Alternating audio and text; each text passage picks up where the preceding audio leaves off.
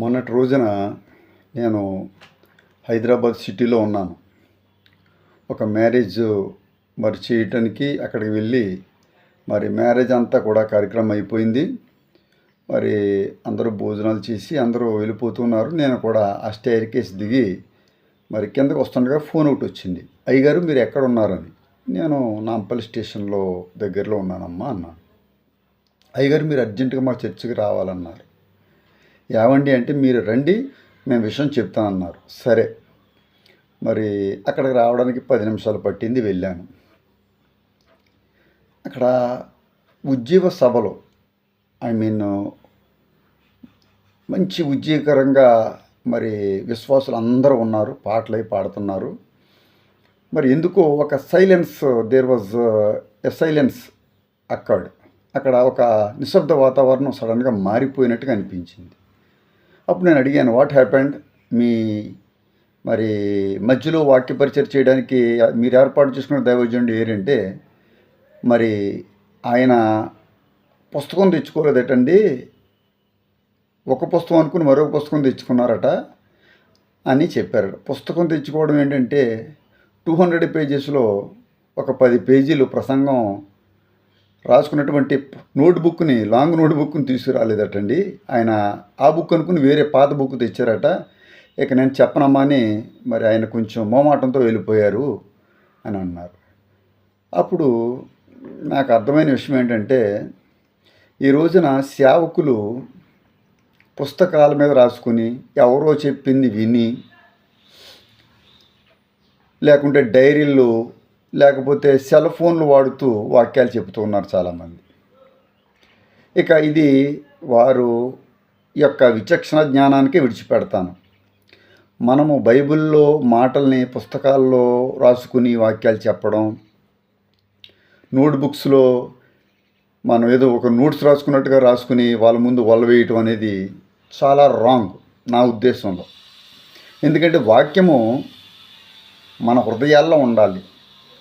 పరిశుద్ధ గ్రంథం మన చేతిలో ఆ పరిస్థితుల్లో లేకపోయినప్పటికీ కూడా మన వాక్యం చెప్పే కమాండ్ మన దగ్గర ఉండాలి. అలా ఉండాలి అంటే వాక్యం మీద పట్టు మనకు ఉండాలి. వాక్యాన్ని మనం సంపూర్ణంగా నేర్చుకున్నటువంటి వారిగా ఉన్నప్పుడే వాక్యాన్ని చెప్పడానికి మనము దిగి రావాలి తప్ప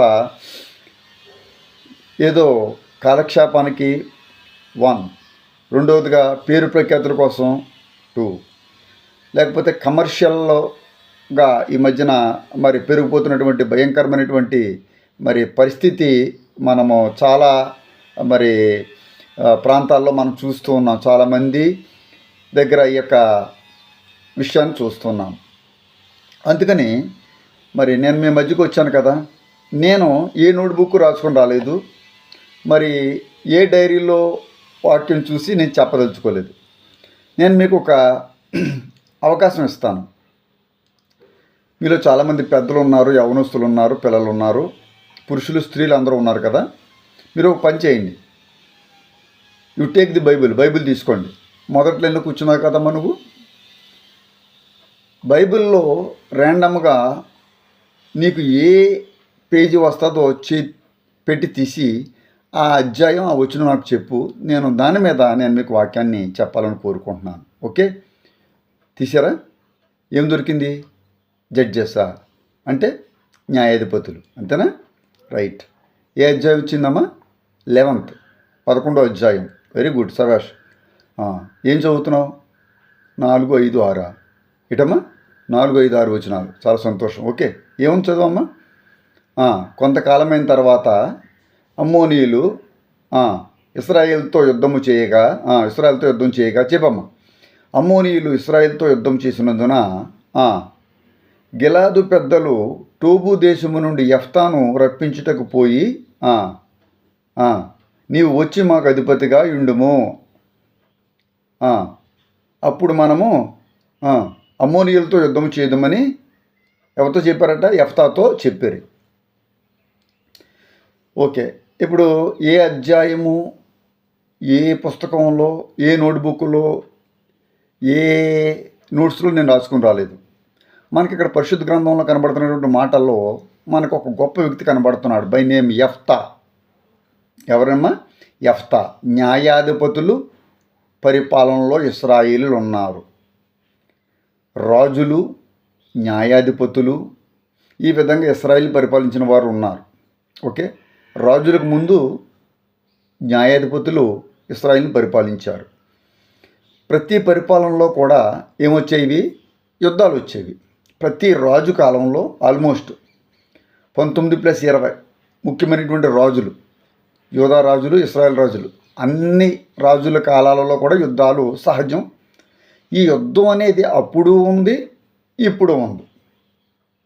అప్పుడు ఒక రకమైన యుద్ధాలు జరిగేవి, ఇప్పుడు మన కుటుంబాల్లో మరొక రకమైన యుద్ధాలు జరుగుతున్నాయి. మన దేశంలో యుద్ధాలు, ఖండములలో యుద్ధాలు, ఖండాంతరాలలో యుద్ధాలు, రష్యాపై యుద్ధం, రష్యాలో యుద్ధం, ఇశ్రాయేలీల యుద్ధం, ఇశ్రాయేలీలపై యుద్ధం, ఇరాక్పై యుద్ధం, ఇరాక్లో యుద్ధం, అమెరికాపై యుద్ధం, అమెరికాలో యుద్ధం, ఇండియాలో యుద్ధం, ఇండియాపై యుద్ధం. యుద్ధం అని అనగానే ఒక భయంకరమైన వాతావరణం. ఇశ్రాయేలీలు శత్రువులను ఓడించలేనటువంటి పరిస్థితి అప్పుడు ఏర్పడింది. చాలామంది బలవంతులు ఉన్నప్పటికీ కూడా అప్పటి పరిస్థితుల్లో వారు శత్రువుల్ని బంధించలేకపోతున్నారు. ఎవరైతే శత్రువును బంధించగలరో వారు అధిపతి అవుతారు. అక్కడ మనకు కనబడుతున్నది ఇశ్రాయేలీలు, అమ్మోనీయులు. అమ్మోనీయులు ఇశ్రాయేలుతో యుద్ధం చేయగా అనేటువంటి మాట మీరే చదివారు. 11వ అధ్యాయం 4వ వచనం. ఏమ్మా అంటే ఇప్పుడు అమ్మోనీయులకి ఇశ్రాయేలుకి యుద్ధం.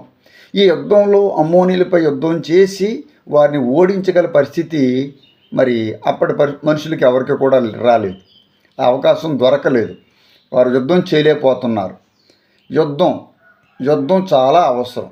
యుద్ధం చాలా అవసరం ఎందుకన్నానంటే, యుద్ధంలో మనం నగ్గితే ఆధిపత్యం మనం సంపాదించగలం. ఎక్కడో ఉన్నటువంటి యెఫ్తాను పిలిపించుకుంటున్నారు. యెఫ్తా వెలివేయబడ్డాడు.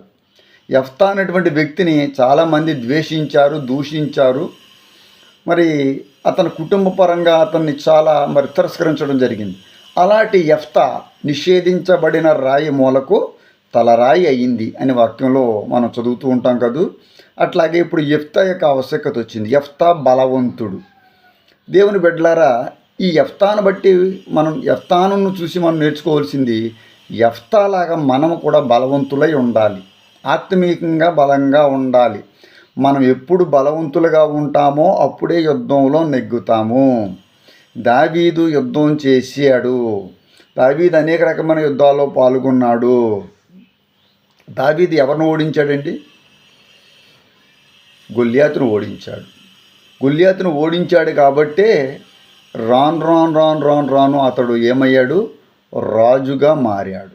దేవుని బిడ్డలారా, మనము సైతాను చీకటి శక్తులను ఓడించినప్పుడే మనం దేవుని కుమారులుగా మనం వర్ధిల్లుతాము. దేవుడి నామాన్ని మనం మహిమ తీసుకురాగలం. దేవుడి యొక్క ఆధిక్యత సకల భుజులకు తెలియజేయగలం.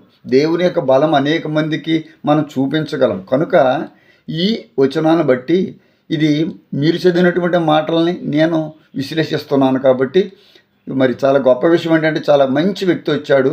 చాలామంది ఏ వ్యక్తిని అయితే స్టడీ చేయరో, ఏ వ్యక్తిని అయితే చాలామంది మరి నిజంగా మరి సైడ్ పెట్టేస్తారో, ఏ వ్యక్తి గురించి చాలామందికి మీలో కూడా చాలామందికి అవగాహన లేదు, అలాంటి వ్యక్తిని మీరు ఈ యొక్క మరి మధ్యాహ్న కాల సమయంలో పిక్చర్లోకి తీసుకొచ్చారు. యెఫ్తా నుండి మనం నేర్చుకోవాల్సిన పాఠము, మనము సైతాన్తో యుద్ధం చేయడానికి మన దగ్గర ఆత్మీయ బలము కావాలి, ఆత్మీయ శక్తి కావాలి. మనం ఆత్మీయ శక్తిలో మరి ముందుకు వెళ్ళాలంటే మన దగ్గర ప్రార్థన ఉండాలి. ప్రార్థనే మనకి దేవుడిచ్చిన గొప్ప ఆయుధము. వాక్యము దేవుడు మనకి ఇచ్చినటువంటి గొప్ప ఆయుధం. కాబట్టి విశ్వాసముతో మనము ఈ రెండింటిని బాగా ఎప్పుడైతే ఉపయోగించుకుంటామో అప్పుడు అధిపతులుగా మనం మారగలం. సైతాను చీకటి శక్తుల్ని మనము ఓడించగలం. అప్పుడు అపవాదికి అపజయము, దేవుడికి జయము కలుగుతుంది. ప్రార్థన చేసుకుందాం. పరిశుద్ధుడా నీకు వందనాలు. ఈ యొక్క మధ్యాహ్నకాల సమయంలో ప్రతి బిడ్డను మీరు ఆశీర్వదించండి.